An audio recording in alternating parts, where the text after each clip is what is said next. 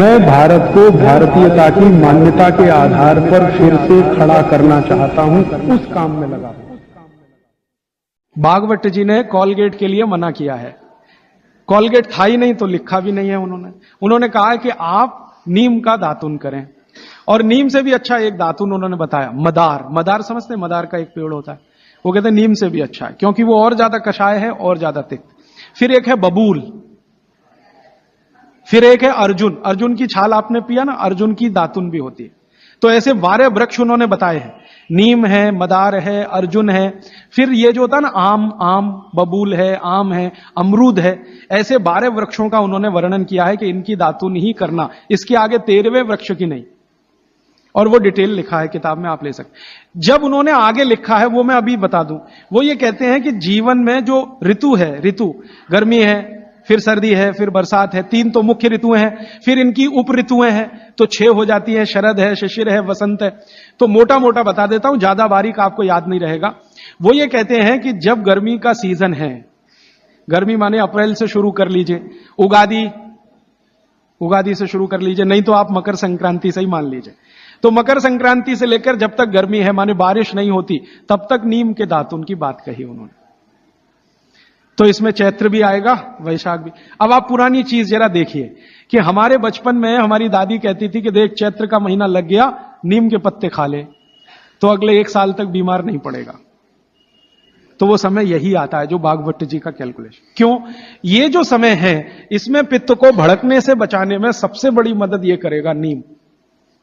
तो नीम का दातुन, नहीं तो बबूल का दातुन, नहीं तो मदार का दातुन, लेकिन गर्मियों में सबसे अच्छा नीम है। दूसरा सबसे अच्छा बबूल है गर्मियों में, और सर्दियों के दिन में सबसे अच्छा दातुन है अमरूद के पेड़ का दातुन, सर्दियों में सबसे अच्छा अमरूद के पेड़ का।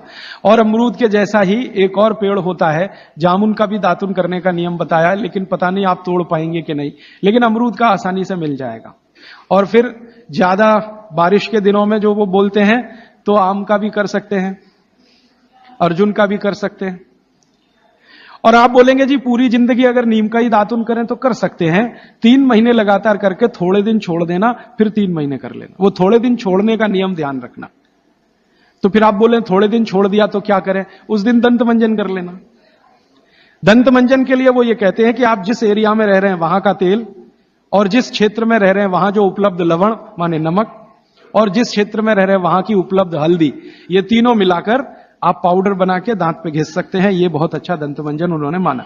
दूसरा दंतमंजन उन्होंने बताया है, गाय के गोबर को सुखाकर जलाएं, उसकी जो राखी है उसमें थोड़ा कपूर मिला दें, थोड़ा सेंधा नमक मिला दें, बहुत अच्छा दंतमंजन। तीसरा वो कहते हैं कि जो त्रिफला चूर्ण, मैंने बार बार आपको बोला त्रिफला चूर्ण है, तो इसको बारीक पीसें। दंतमंजन के लिए बारीक पीसना और खाने के लिए मोटा पीसना। तो बारीक त्रिफला चूर्ण, थोड़ा सेंधा नमक, बस मिला के दांत पे घिसें तो ये दंतमंजन। ऐसे 8-10 तरह के दंतमंजन है, 12 किस्म की दातुन है। तो आप ये जरूर करें। माने टूथपेस्ट बंद करें। अब क्यों करें टूथपेस्ट बंद? भागवत जी और आधुनिक विज्ञान को जरा जोड़ता हूं। आप पित्त के असर में हैं, जान लीजिए। सुबह सोकर उठेंगे तो मुंह में पित्त ही भरा हुआ है, लार जिसको आप कहें। अब ये असर ज्यादा है तो इसको कंट्रोल रखना है आपको, तो इसलिए कहा ये दातुन अच्छी है। लेकिन अगर आप ब्रश कर रहे हैं, पेस्ट कर रहे हैं, तो क्या है उसमें? चीनी है ना, शुगर है। अब वो सैकरीन के रूप में है या किसी भी रूप में शुगर है, और शुगर और पित्त का झगड़ा है। तो सुबह उठते ही अगर आप पेस्ट कर रहे हैं जो मीठा है तो सर्वनाश है।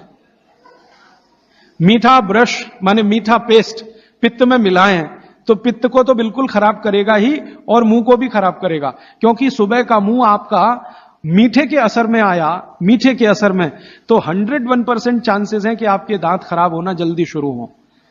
और मेरा ऑब्जर्वेशन है कि जो ज्यादा पेस्ट कर रहे हैं उन्हीं के दांतों में कीड़े सबसे ज्यादा लग रहे हैं। कीड़े लगना माने दांत खराब होना। आप बंद करिए, ये अच्छा नहीं है, विज्ञान के हिसाब से बहुत खराब।